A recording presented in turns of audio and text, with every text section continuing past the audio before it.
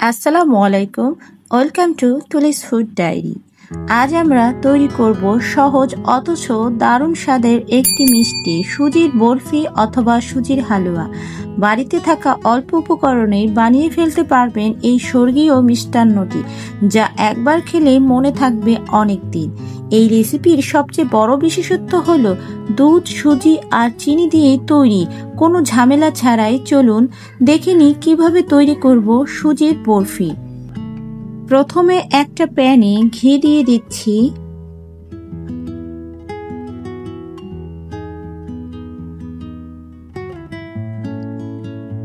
এবং দিয়ে দিচ্ছি বাটার। ঘি এবং বাটার গরম করে নিতে হবে। বাটারটা এখানে অপশনাল, আমার ভালো লাগে তাই আমি দিয়েছি। এখন ঘি এবং বাটারের মিশ্রণের মধ্যে 1 কাপ সুজি 250 গ্রাম দিয়ে ভেজে নিতে হবে খুব ভালোভাবে। খুব সুন্দরভাবে ভেজে নিতে হবে যাতে কোনো পোড়া না লেগে যায়। এই ধাপে সুজির ঘ্রাণ পুরো রান্নাঘরে ভরে যাবে।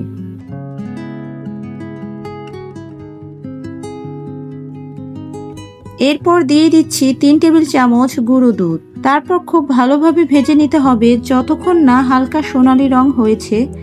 এবার এর মধ্যে ধীরে ধীরে দুধ যোগ করুন। দুধ যোগ করে খুব ভালোভাবে নাড়তে থাকুন যেন কোনো দলা না বেঁধে যায়।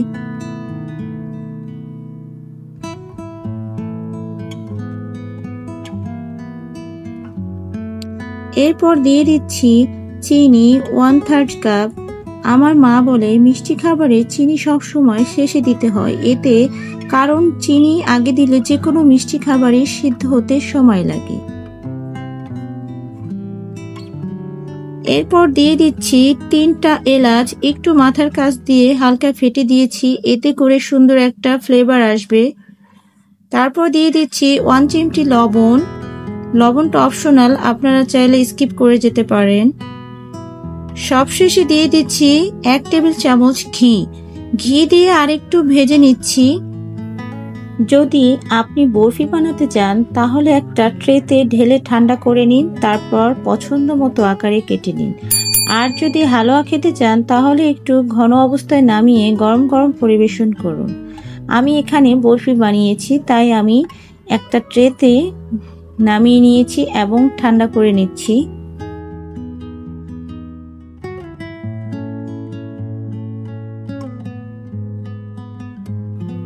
এরপরে আমি এখানে বাদাম কুচি দিয়ে দিচ্ছি। আমি এখানে 2 রকমের বাদাম দিয়েছি। তারপরে কিশমিশ দিয়ে পরিবেশন করছি। এরপর কিছুক্ষণের জন্য ফ্রিজে রেখে নিয়েছি। ফ্রিজ থেকে নামিয়ে এবার একটু শেপ করে কেটে নেব। আপনারা যে কোনো শেপ দিতে পারেন আপনাদের পছন্দ মতো। একটা ছোট টিপস, ঘি আর এলাচের পরিমাণ সঠিক রাখলে স্বাদ হবে দোকানের মতোই। বিশেষ করে উৎসব, অতিথি আপ্যায়ন বা ইফতারের সময় এই রেসিপি সত্যিই হিট করবে। দেখুন একটা ভেঙে দেখাচ্ছি কেমন হয়েছে।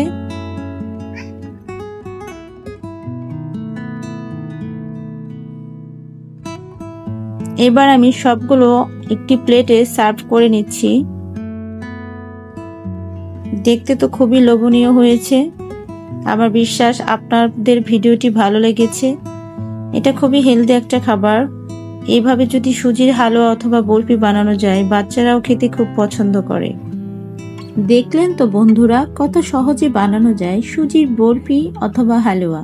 ভিডিওটা ভালো লাগলে লাইক, শেয়ার আর সাবস্ক্রাইব করতে ভুলবেন না। কমেন্টে জানিয়ে দিন আপনি কোনটা বেশি পছন্দ করেন, বরফি না হালুয়া।